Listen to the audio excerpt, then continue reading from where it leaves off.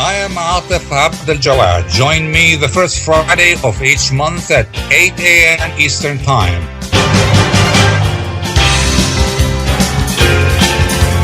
I will be discussing some of the most important issues and events in the Middle East live on America's Voice of the Arabs.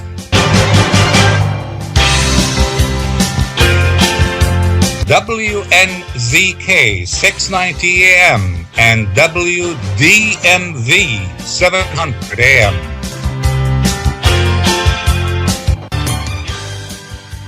Good day, everybody. Both Israel and Saudi Arabia claim that every day brings them closer to normalization. Saudi Arabia asserts its commitment to the establishment of an independent Palestinian state as part of any deal. But Israel's right-wing cabinet is openly opposed to the two-state solution, while the U.S. emphasizes that any deal between Saudi Arabia and Israel must preserve the viability of the two-state solution. How can we interpret these ambiguous and divergent statements? Can Saudi Arabia ultimately achieve what the Palestinians and Arabs have struggled to accomplish for years? To delve into these issues and related matters, we are joined by two distinguished guests and experts. Mr. Khalil Jahshan, Executive Director of the Arab Center in Washington, D.C. And from Boston, we have Mr. Rami George Khouri, a Senior Public Policy Fellow at the Issam Faris Institute. And before we get started, I want our audience to know that we are coming to you not just on radio, but also by video. If you go to the Facebook page of U.S. Arab Radio on Facebook, go to the page of U.S. Arab Radio there and you can see us using the application of Zoom. You can see us in person. My first question will go to my two guests at the same time, and let's start with Mr. Jahshan. What is your prediction? Normalization with the Palestinian state? I'm talking about not just normalization, but also as it relates to the Palestinian state. And be brief in presenting your prediction, because we're going to discuss the issue in more details in the next hour. So, Mr. Jahshan, what is your prediction? It's very difficult to predict what this current situation would lead to, frankly, but I would venture and say that the normalization, quote-unquote, train is out of the station. My guess is that Saudi Arabia and Israel will proceed as declared by both sides and as facilitated by the United States, will produce some kind of rapprochement between Riyadh and Tel Aviv. Whether that will impact positively the Palestinian issue, I doubt that. I don't think we are going to see a Palestinian state soon. Mr. Khouri. Thank you. I agree with Khalil. What we're seeing is another step in a process that's been going on for some years between individual Arab leaders who are not very closely linked to their own people's views and interests, and international powers far away, which started back in 1910 with the British and the French, and over a century ago, where foreign powers manipulate Arab leaders for the interests of two main actors, which is the Zionist movement in Israel and the domestic interests of the Western politicians. And that's what we're seeing now, a continuation of this old process. It will achieve certain linkages between Saudi Arabia and Israel and the U.S., And the Palestinians and other Arabs will get very little out of this. We've already seen with the last 3 years since the Abraham Accords that this process has strengthened the autocratic tendencies across the entire Arab region, and especially in Palestine. So this is not a very hopeful moment, unless you're, you're an investment banker like Jared Kushner, and you get $2 billion out of the Saudis for your fund.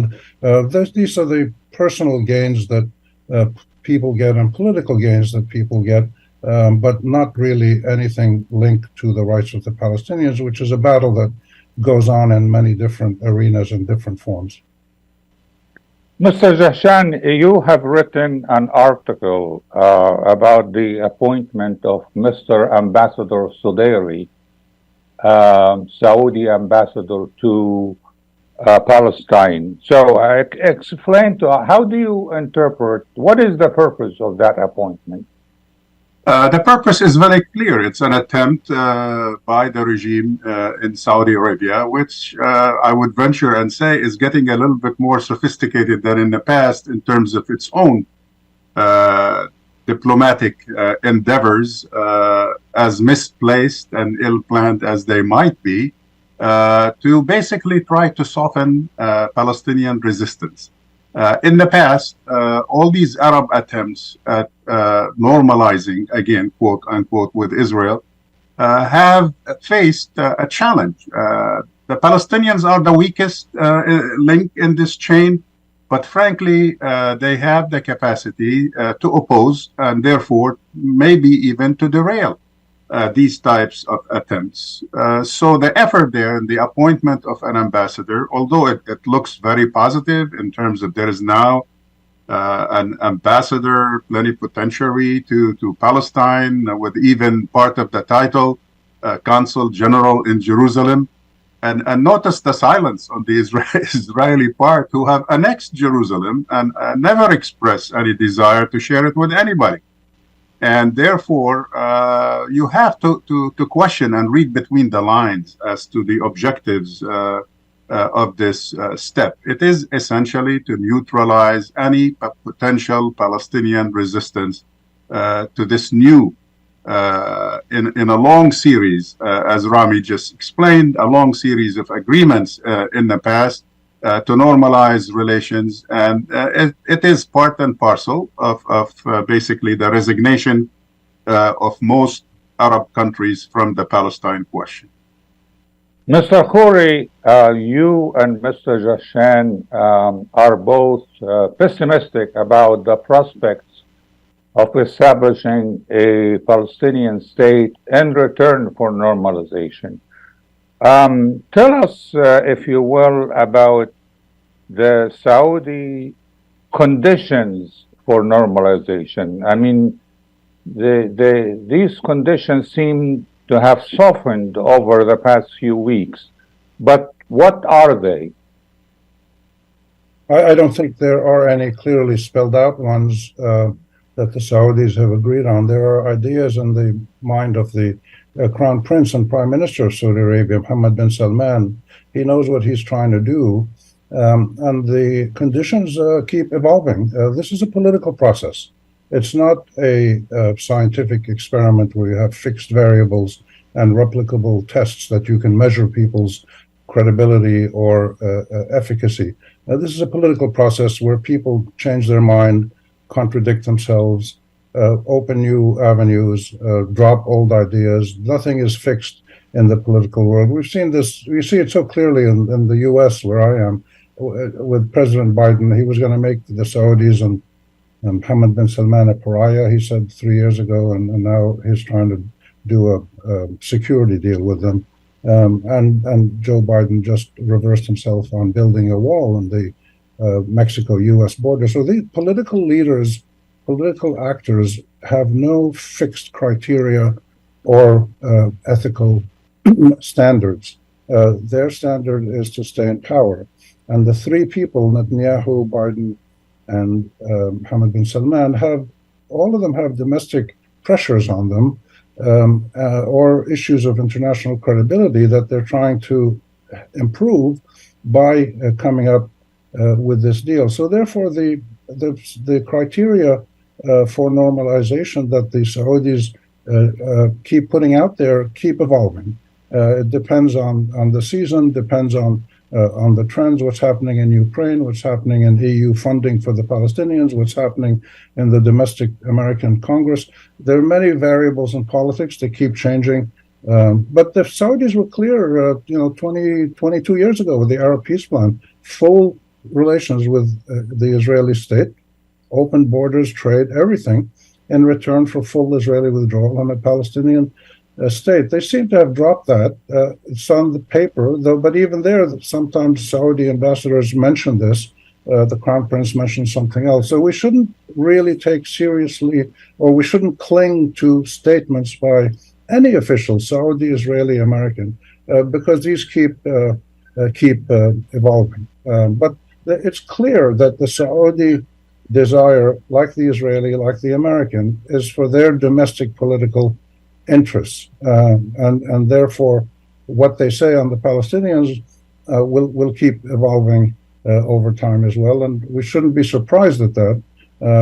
Nothing serious is going to change in that respect until the Palestinians one day somehow achieve a credible, unified national movement once again, which they had 20 years ago under the PLO and Yasser Arafat. Until that happens, we're going to continue to see this trend. Mr. Jahshan, of these Saudi conditions, which one do you see as unrealistic? Or in other words, if you were the Crown Prince of Saudi Arabia, what conditions would you place for normalization? First of all, Atef, it's important to point out to our audience that the negotiations that are taking place are not necessarily Saudi-Israeli negotiations. What we're having here is Saudi-American negotiations for purely Saudi-American objectives. Essentially, what Saudi Arabia would like to have is a solid defense treaty with the United States, which is a very demanding kind of condition that I'm not sure will pass muster in Washington at this time, considering the turmoil and the divisions and the partisan deep divisions that exist in Washington. I'm not sure the administration can deliver on that at this time, because it has to, or it requires congressional approval. Right now, you're not going to get congressional approval even for sunrise from the east and sunset in the west at this point. Second, of course, Saudi Arabia once added a new dimension in terms of its own internal appeal, if you will, for public support and to try to bridge the gap between the ruler and the ruled in Saudi Arabia, particularly young people, requesting access to a peaceful nuclear reactor of some sort. It's kind of strange that Israel, who has had monopoly over nuclear facilities and power in the region and never allowed, as a matter of fact, it bombed the two attempts that took place over the past 30 years to do so in Iraq and in Syria, and in a silly way, even in Libya, which was kind of a fabricated charge. But at any rate, these are the two main demands. The third one is like a footnote. The third one being the Palestinians, that the way the Crown Prince worded it, and I have to go by his own depiction, his own words, improving the quality of life of the Palestinians. For God's sake, he seems to be channeling Shimon Peres. And even if Shimon Peres couldn't do it as foreign minister and as prime minister of Israel, I'm not sure that Saudi Arabia could impress upon Israel to move in a positive way on this one. So if I were Saudi, and I'm not, with all due respect, I know Saudi Arabia, I wish its people well. I've spent a lot of time over the years there, met with a lot of leaders, many of whom are no longer living or enjoying freedom these days. But let me say that I would, even though it's deficient, as my friend Rami just pointed out, I would go back to the Arab Initiative. The Arab Initiative was proposed, but it was never really sold properly. It was never marketed properly, allowing Israel to refuse to even deal with it. Do you know that this most generous Arab offer to Israel to have peace with it in a detailed way, in the name of all Arabs and all Muslims, as Rami just described, full peace, all right, full normalization, was never even discussed seriously in any session by the Israeli government since then? Never. And so what changed? Nothing except more negative development. The current government in Israel is incapable of dealing with that. They are playing games. They are basically trying to reap the fruits of U.S. servitude, trying to serve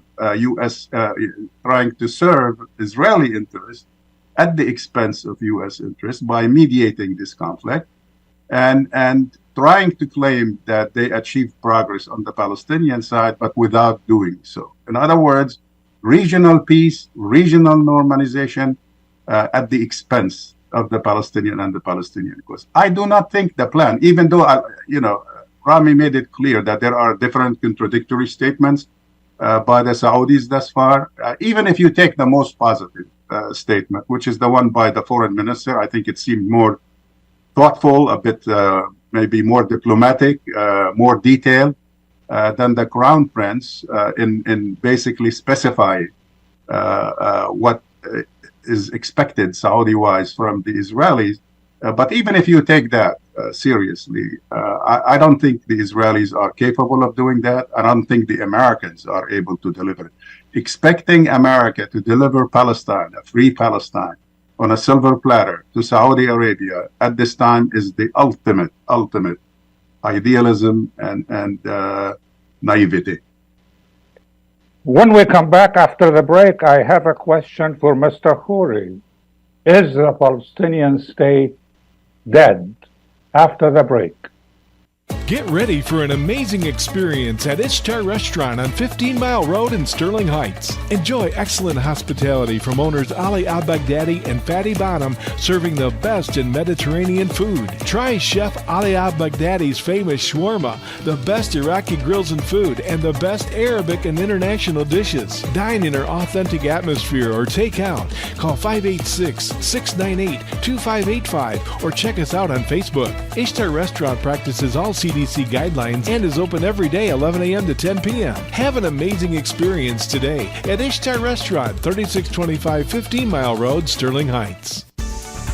Life for Relief and Development has now been rated as one of the best charities for humanitarian aid. Life's humanitarian projects span the globe, and Life is celebrating its 30th anniversary of providing essential life-saving aid to people and communities in 36 countries, regardless of race, color, religion, or cultural background. Where there is life, there is hope. And when disaster occurs here or around the world, including being one of the first responders to the Turkey-Syria earthquake crisis, Life for Relief and Development rushes in to provide food, medical aid, and shelter to those in need. We are looking to help the earthquake victims, and we take 0% overhead on emergency donations. So please help improve these efforts. Learn more about our involvement to help the helpless and bring hope where it's needed most, and make your tax-deductible donation to Life for Relief and Development now at lifeusa.org or call 248-424-7493. That's 248-424-7493.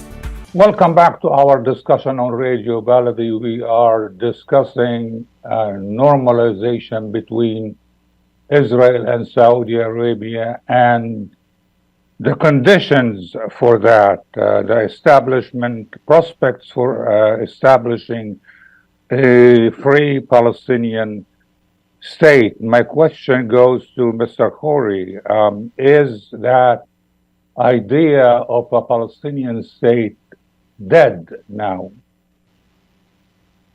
You can never say it's dead because there are about 13 million Palestinians who are working for it, who are working for their rights, and feel confident that one day they will achieve it. You know, if you go back to South Africa in 1985, you didn't think that that was going to change, but it did change. You look at Northern Ireland, you look at other places around the world with really intractable conflicts, and they changed over time because conditions change, realities change, bilateral relations, international dynamics. The world is constantly in flux. There's nothing static. Even the environment now is in deep flux. So, no, I don't think it's dead, but there's no prospect of it happening very soon because of the Israelis, the government, the Arab discord, and the American, European, Russian, international great power, self-serving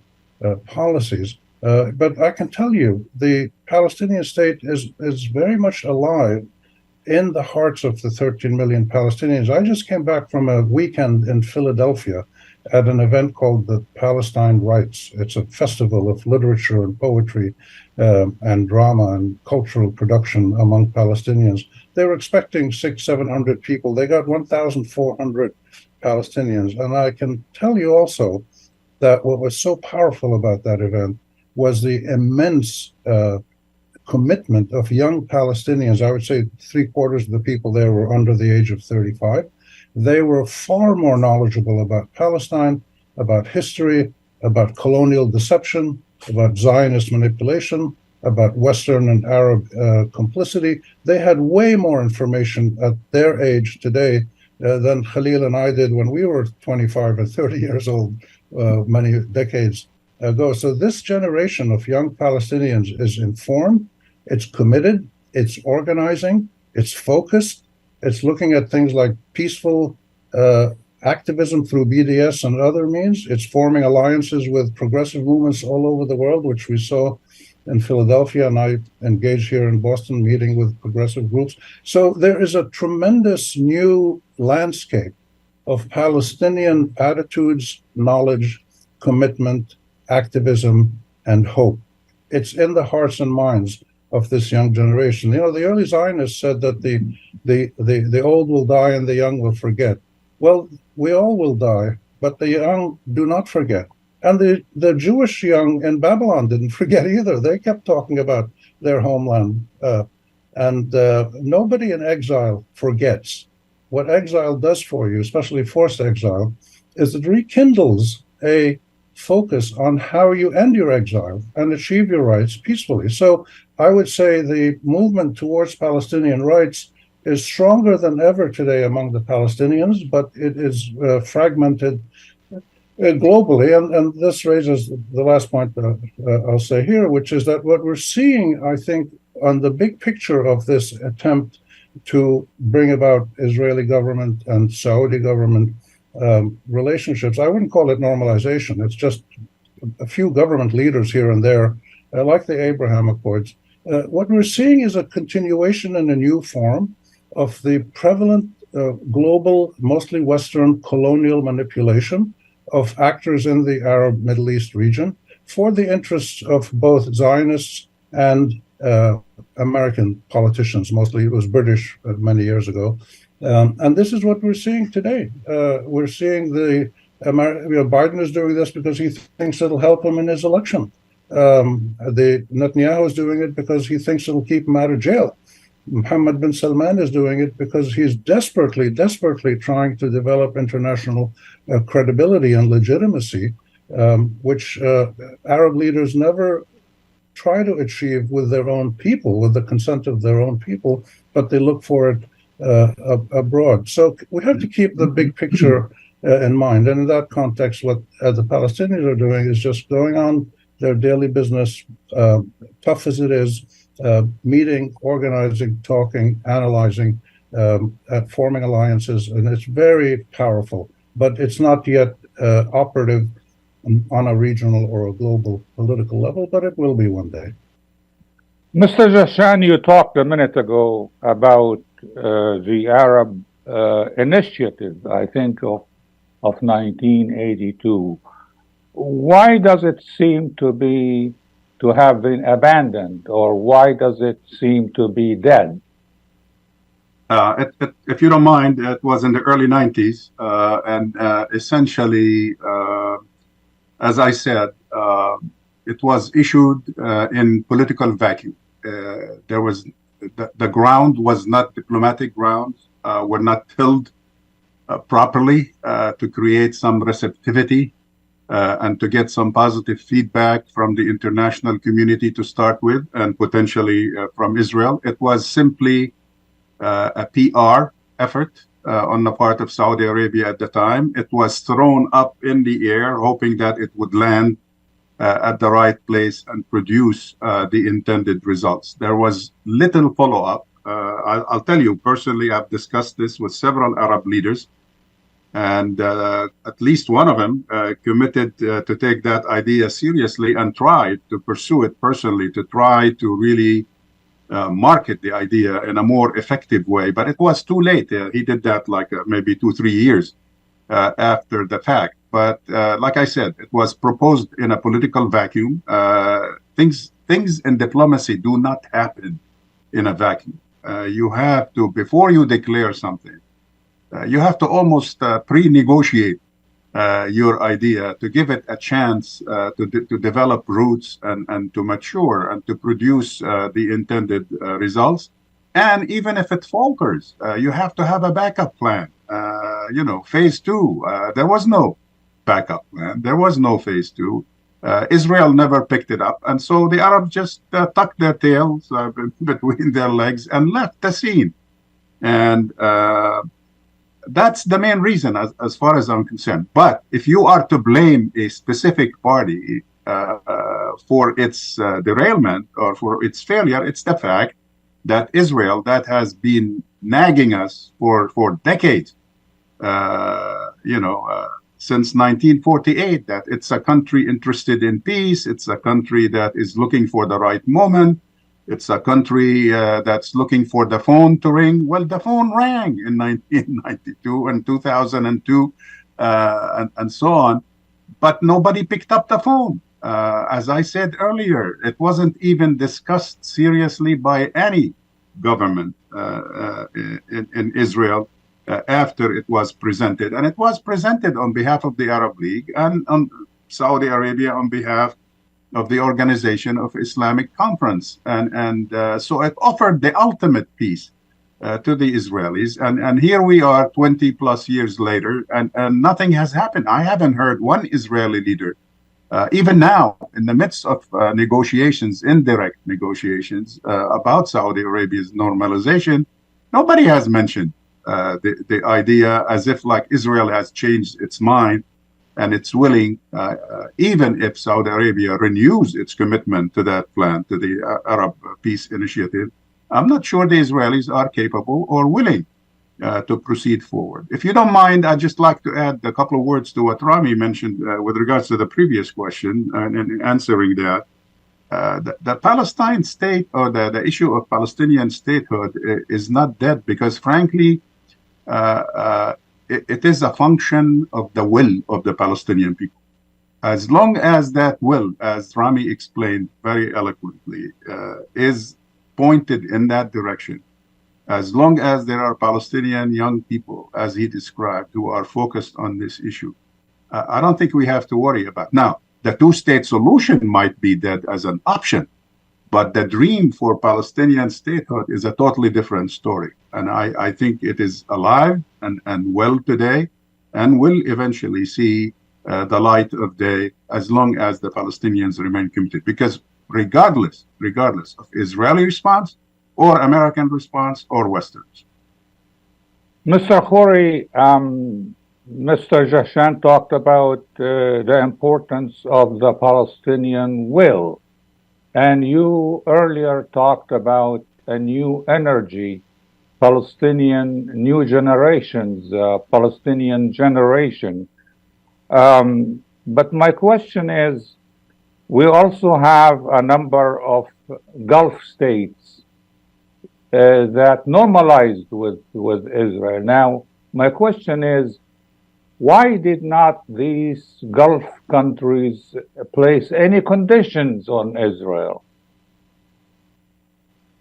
I don't know the exact answer to that, because I'm not in touch with the Gulf leaders, so you'd have to ask them. I'm not sure They know why they didn't place any conditions, but I think it's clear that political leaders who entered into the Abraham Accords did so for very narrow self-interest, political self-interest.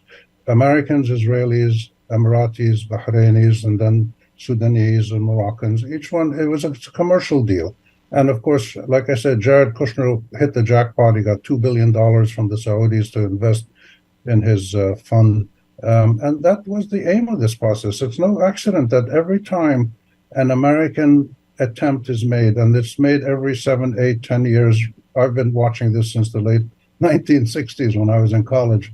Every 7, 8, 9 years, the Americans spearhead a movement to do two things: to overcome the Palestine problem by pushing it aside, making peace with Israel, and giving the Palestinians some money and some better, visas or something like that. And the second thing they try to do is to get an alliance between Arabs, Israelis, Americans against somebody. Way back then, it used to be against the Russians, back in the Soviets, and then it was against the terrorists. Now they're trying to do it against the Chinese. And these fail. These efforts always fail, and the reason they fail is because the leaders in the Arab countries, at least, do not accurately represent the sentiments of their people. The young Saudis, 2 or 3% told a poll, the Arab Youth Poll that's done every year by an agency, a PR agency in the Emirates of all places, only 2 or 3% of Saudi youth support normalization with Israel. And surveys by the Arab Center, we linked with Khalil's Center and Doha and Washington, their surveys consistently show that somewhere around between 65 and 95% of Arabs don't want to have normal ties with Israel until Israel gives the Palestinians their rights, and then we're happy to have normal ties. In fact, we'll be the biggest beneficiaries of this. But there's a big problem with the lack of linkages between Arab political leaders and the citizenry. We've never had a self-determinant Arab citizenry. We've never had an Arab state anywhere since the last century that has been validated by its own citizens. And this is a real problem. And we see the consequences of this: tension, stress, civil war, breakaway provinces, etc. And the colonial powers, now mainly the United States, manipulate this. They're pretty good at trying to do that, and they manipulate it for their own purposes, short-term purposes. So that's a long answer to a short question. But I think what we're seeing is very clearly a very narrow, self-interested political dynamic, and it's driven heavily. The new factor in all of this, if you go back and say what's going on today that wasn't there 10 years ago, and there's changes in Israel, some changes in the U.S., but the big change, of course, is the Saudi leadership. Mohammed bin Salman, he sees himself, and he sees this in a positive way. I think much of the world, including myself, are not so sure, but he sees this. He's trying to remake everything. He remade Saudi power and governance. He remade internal Saudi social relations. He tried to remake regional links, created a mess in Qatar and Yemen and Lebanon and Syria and other places. He's tried to remake global oil and energy policies. He's now trying to remake the world sports system. He's trying to remake relations with the U.S. on nuclear, and he's trying to get a defense pact with the U.S. for his country, which most Americans don't think is a very good candidate for a commitment of the United States to go fight for its defense. It doesn't have the values and doesn't have the interests that the U.S. needs to do this. So this is important to understand the role of individual leaders and why they're doing this. And they will succeed in the short run, as the Abraham Accord did.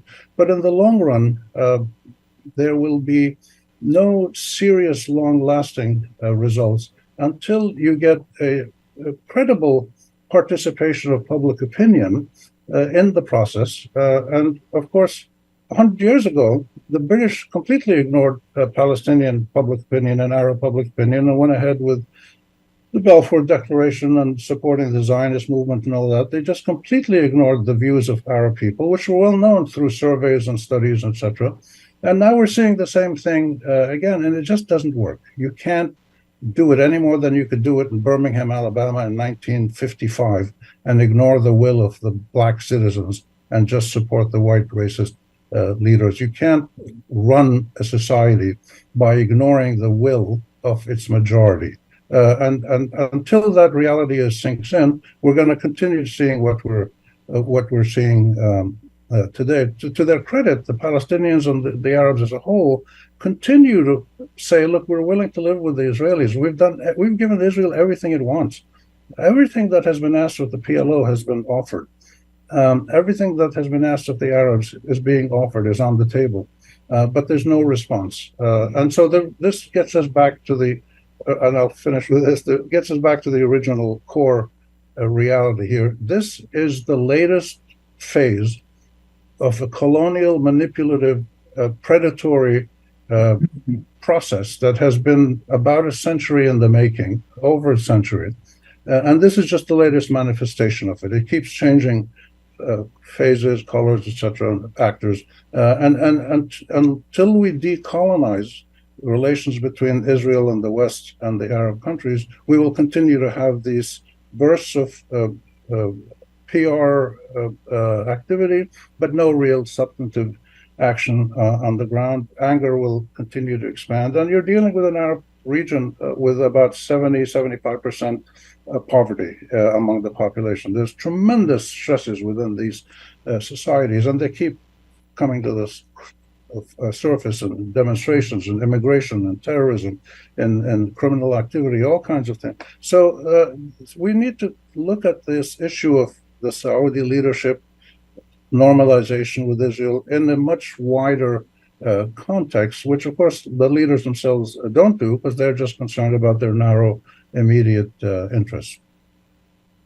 When we come back, we're going to take a quick break. When we come back, I have a question for both our guests. And the question would be, would you believe the current Israeli cabinet if they gave Mr. Biden a promise that they would consider the two-state solution, that they would agree to the establishment of a Palestinian state? After the break. Are you going to start a restaurant or a grocery store soon? Do you need floor plans and designs? Call Naji Abood at 734-744-9796.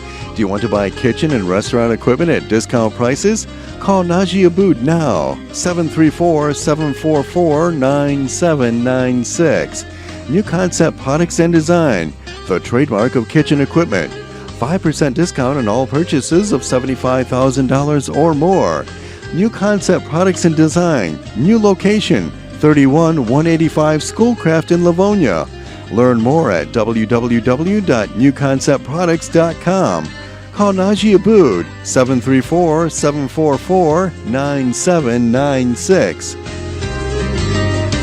When you're looking for the best in optical care, Dr. Imad Nakash is your doctor to see. With years of experience and thousands of successful procedures performed, you can trust your eyes to Dr. Imad Nakash. See Dr. Imad Nakash and his professional staff for your eye care needs. There's 2 locations to serve you. In Hazel Park, call 248-336-3937. 248-336-3937. In Rochester Hills, call 248-299-3937. That's 248-299-3937. I am Atef Gawad. Join me the first Friday of each month at 8 a.m. Eastern Time.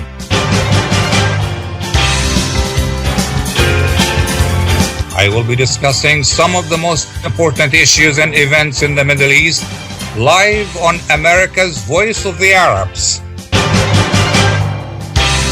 The 700 a.m.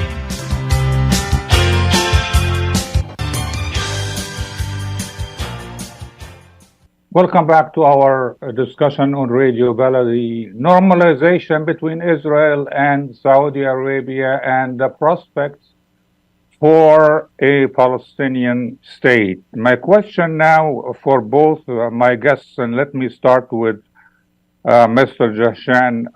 Another militant Israeli Prime Minister, Menachem Begin, made peace with Israel, with Egypt, and returned Sinai to Cairo. Now, if the current militant far right-wing cabinet in Israel, if they give Mr. Biden a promise, verbal promise, that they would consider a two-state solution, would you personally believe them? Mr. Jahshan. Absolutely not, and I'll tell you why. First of all, the agreement you referred to, Begin Sadat, or the return of the Sinai to Egypt, was very easy for Israel to do that. The Zionist movement has been readily expressing since the 30s desire to sign peace with Arab countries, but not with the Palestinians. The Palestinians, for them, is a more existential problem. The agreement with Arab countries usually doesn't include territorial concessions. Sinai belonged to Egypt, and it was returned to Egypt under basically global pressure or under duress. Now, what is Biden doing, and what does he expect? I think personally, in spite of his professed Zionism and bias toward Israel, having dealt with him personally, I can tell you it's a very consistent attitude on his part that goes back many years. He doesn't believe Israel could do wrong. Now, he has issues with Netanyahu and with the current government. I think personally that he and his aides have given up on the current government. I think down deep, they are hoping that this maneuvering with Saudi Arabia somehow indirectly will lead to a collapse of the current Israeli government, and a new government will emerge either as a coalition with including possibly Netanyahu, with others that the administration perceives as more positive. This is the reason for the secret meeting last week at the White House with Gantz. They are kind of setting up other people to take over who might be willing to toy with the idea of so-called improving the quality of life of the Palestinian in the territories, including a verbal, at least, commitment to the concept of a two-state solution. Whether they can deliver on that or not, because I'm not sure. The Israeli public itself has shifted, both right and left.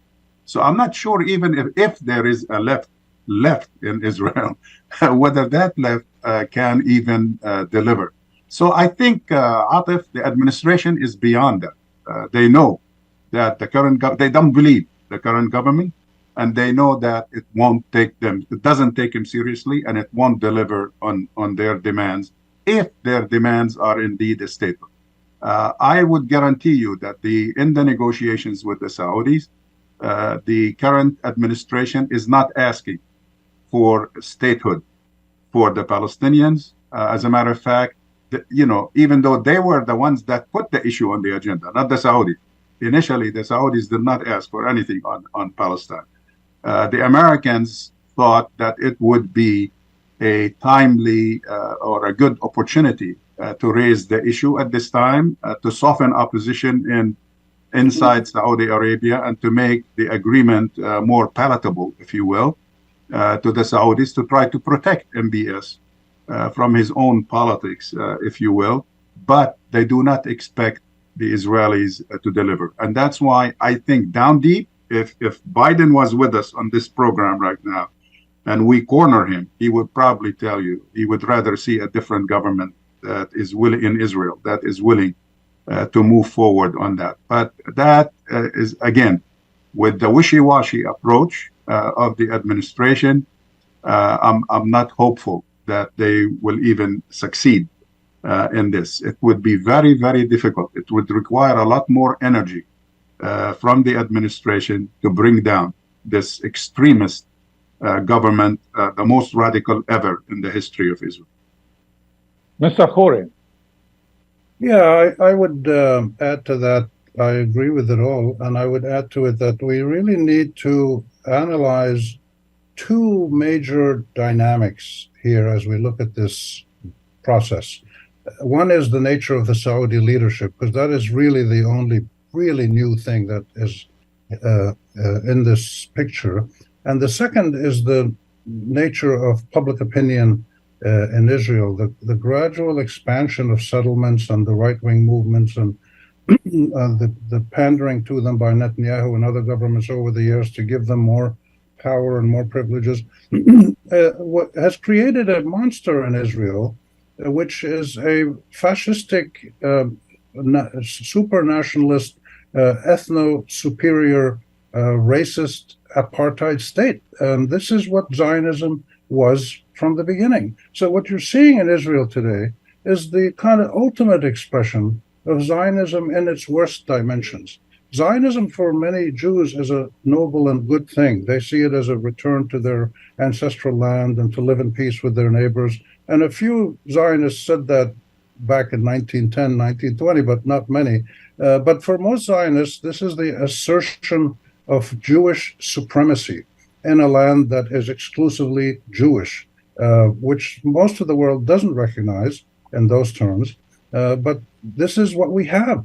And it's come about through decades and decades of policies inside Israel, acquiescence in the U.S. and other Western powers, and funding and armaments, and lassitude, incompetence, and uncaring views among Arab and other countries in the region. So we have this monster in Israel now, which is radical, right-wing, fascist attitudes, and it's not easy to get rid of that. If there's an election again in Israel today, it's possible that you might get a bigger share of votes coming to the right wing. We just don't know. I mean, that's one of the good things about elections is you don't know what they're going to produce. If the Israelis are offered a genuine peace deal that is credible and they believe it, and it gives them what they want, which is to live in a Jewish majority state in the land of Palestine and Israel, be accepted by their neighbors and have normal relations with security guarantees. If they get that, you might get a majority of Israelis who will say, all right, let's do it. But there's no no sense of that in the air these days right now.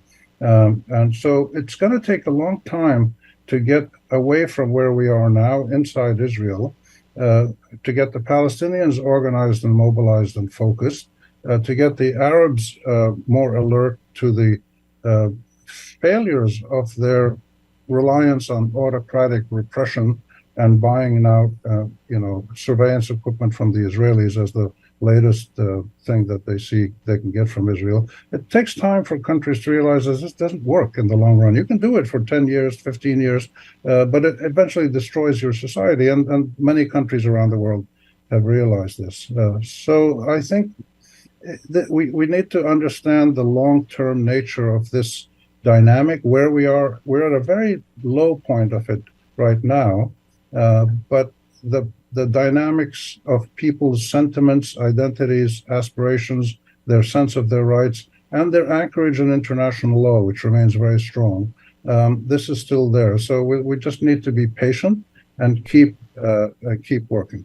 We're going to take another quick break. When I come back, I will ask Mr. Jahshan about the future of the Palestinian Authority, given the fact that President Mahmoud Abbas is aging. After the break. With more than 30,000 successful in vitro fertilizations, IVF Michigan is now ranked as one of America's best fertility clinics according to Newsweek magazine. IVF Michigan fertility centers are the recognized leaders in high-quality fertility care.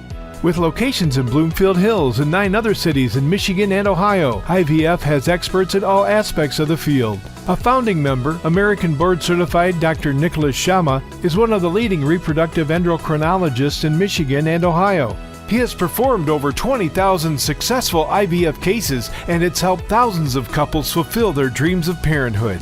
When it's time to get personalized care from Dr. Nicholas Shama at one of America's best fertility clinics, call IVF Michigan Fertility Centers in Michigan and Ohio toll-free at 855-952-9600. 855-952-9600.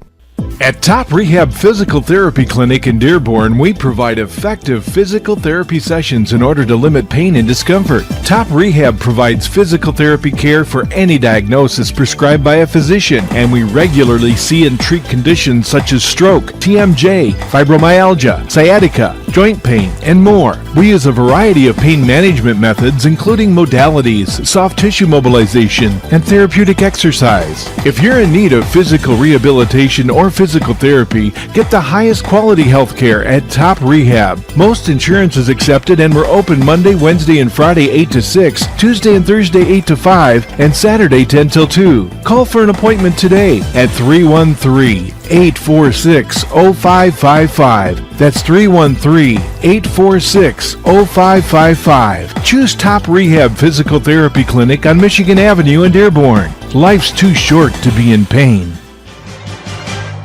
I am Atef Gawad. Join me the first Friday of each month at 8 a.m. Eastern Time.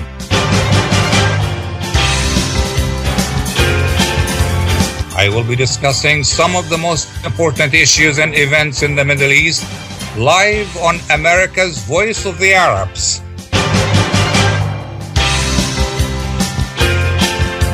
WNZK 690 AM and WDMV 700 AM.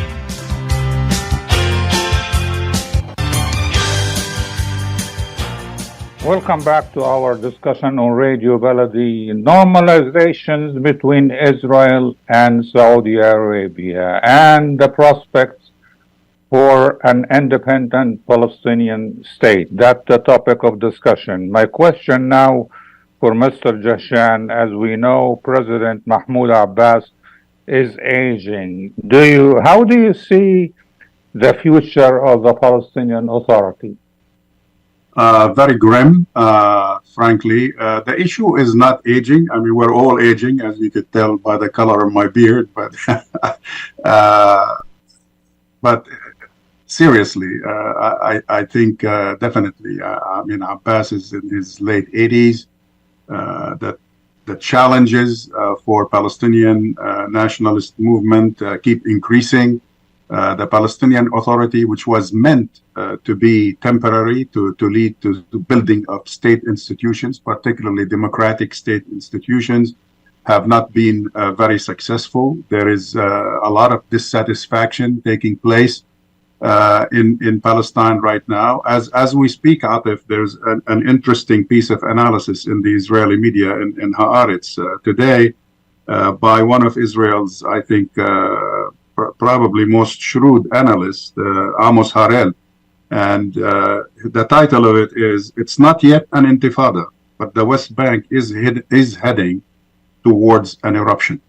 Why is there that tension there? Because people are unhappy, not only with Israeli occupation, which has been now, in existence since 1967, 50 some plus, half a century. Aside from 1948, this is just the occupation of the West Bank and the Gaza situation, the siege on Gaza. But what we have today is this killing du jour that's happening every day. I mean, Rosh Hashanah gift. This is the Jewish New Year to the Palestinian people over the past 48 hours was killing 4 or 5 Palestinian people. And it's continuing. The number is approaching 300 since January, since Netanyahu returned to power. And Mr. Biden is talking about the possibility of improving the quality of life of the Palestinians. That is not happening. And people are very frustrated. And as Rami referred to earlier, this is a new generation that hasn't seen any alternative to occupation. Even a generation whose parents were born under Israeli occupation since 1967. And people are fed up. The popularity of Abu Mazen, unfortunately, Mahmoud Abbas, is in the single digits right now, and people want change.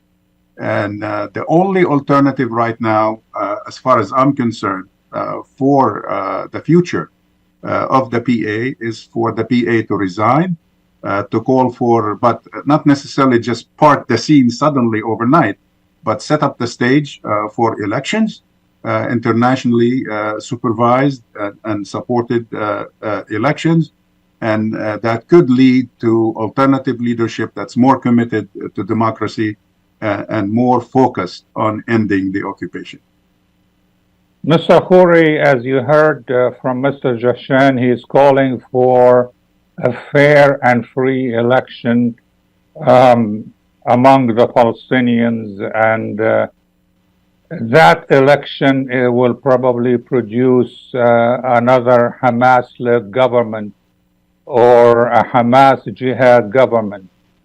My question then would be, what would be the fate of Hamas and jihad if Saudi Arabia succeeded in bringing about a Palestinian state? Well, I tell you, Atef, I've been in the business of journalism in the Middle East for 55 years now, and my first main conclusion is I no longer try to predict the future, that there's so many variables that could come into play. So we have no idea who would win a Palestinian election. If you had a genuine election, which we've had before several times, with the amazing Dr. Hanna Nasser as head of the Elections Commission, a tremendous team of people supervising the elections that happened in the last 10 to 15 years. We don't know who's going to win. Hamas clearly has generated a lot of support for various reasons, one of which is that it's the only one that's really using military force as a means to express a form of resistance that is not going to liberate them, but is telling the Israelis, we will not roll over and acquiesce in our own dehumanization. And so this is an assertion of humanity rather than a roadmap to liberation that the Hamas people are doing, and some of the other groups as well. And that's what these young groups are doing in Nablus and Jenin, and these small groups of young men, some of them around 20 or even 25 years old, creating these armed resistance movements at the local level now, because they've given up on Fatah and Hamas and even though Hamas is involved possibly in Islamic Jihad, but the whole tenor of Palestinian life and political representation is really up in the air. We don't know how it's going to develop. If you had a powerful independent movement that generated credibility among Palestinians, you could have a new bloc emerging, which would kind of replace the old Fatah. But this is unlikely to happen. The Fatah leaders are not going to let this happen. But I would also say that Hamas, historically, even though it's been seen as the militant radical wing, they went along with Arafat years ago, agreeing to his terms to join a unity government, to accept what comes out of a negotiation. So they were not totally rejectionist. They were willing to see how things went because they probably assumed it wasn't going to work. But Hamas is not stupid either. They understand that ultimately they can only do what will be acceptable to the people of Palestine. They can't impose Mr. Khouri, I'm sorry to interrupt you, but we are running out of time, so I want to thank you very much for your contribution. I also would like to thank Mr. Khalil Jahshan. And my dear audience, I will see you again first Friday next month. Have a good weekend. Thank you.